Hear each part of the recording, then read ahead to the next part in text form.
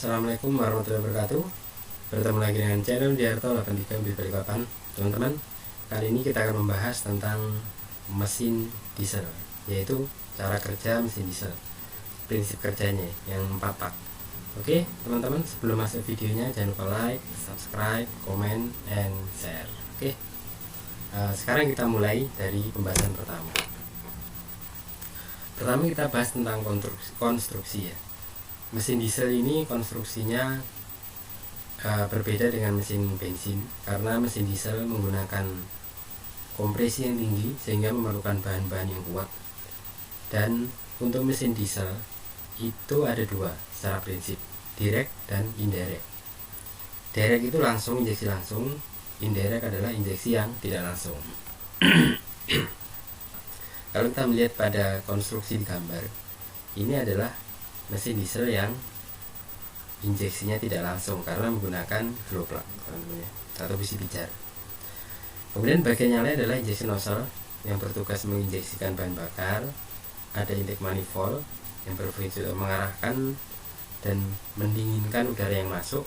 Kemudian ada ruang bakar tambahan karena tidak langsung, injection pump yang mengatur volume injeksi sesuai dengan kecepatan, sesuai dengan beban mesin.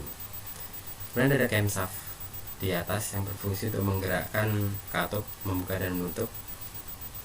Kemudian exhaust manifold untuk gas buangnya, oil filter, kemudian crankshaft. Crankshaft di sini pasti teman-teman tahu ya, fungsinya untuk merubah gerak translasi menjadi rotasi. Translasi itu gerak naik turun piston menjadi gerak rotasi, putaran sampai ke roda-roda seperti itu. Karena kalau tidak dirubah menjadi gerak putaran, maka mesin akan susah untuk terus hidup yang berkesinambungan. Oke teman-teman, lanjut prinsip kerja 4 tak mesin diesel. Prinsip kerja 4 tak mesin diesel itu dimulai dari langkah hisap, kompresi, usaha, buang. Cuman bedanya, kalau untuk bensin yang dihisap itu campuran udara dan bahan bakar, kalau diesel udara murni, seperti itu. Kemudian perbedaan yang lain, dia memiliki konstruksi lebih kuat, kemudian suaranya juga berisik untuk diesel.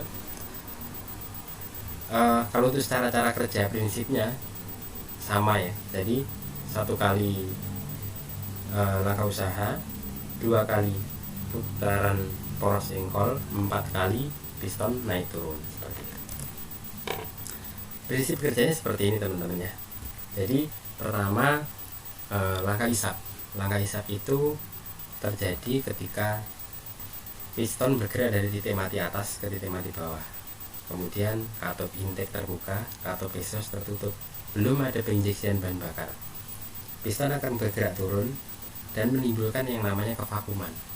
Kevakuman itu terjadi karena gerakan piston dari TMA ke TMB, sehingga menyebabkan membesarnya ruangan dan terjadi kevakuman. Akhirnya udara murni masuk dari saringan udara, kemudian ke intake manifold menuju ke ruang silinder atau ruang mesin, ruang di dalam mesin ya. Kemudian yang kedua adalah langkah kompresi. Langkah kompresi ini terjadi pada saat piston bergerak dari titik mati bawah ke titik mati atas. Kedua katup tertutup, kemudian udara yang ada di dalam itu dimampatkan atau dipres sehingga menaikkan temperatur dan tekanan pada ruang mesin itu sendiri, dalam mesin ini, dalam silinder. Pada saat langkah hisap itu terjadi putaran 180 derajat pada crankshaft.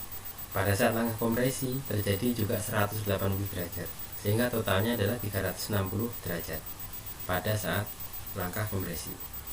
Kemudian ke langkah pembakaran. Langkah pembakaran ini terjadi pada saat posisi kedua katup tertutup, kemudian posisi piston itu adalah pada akhir langkah kompresi.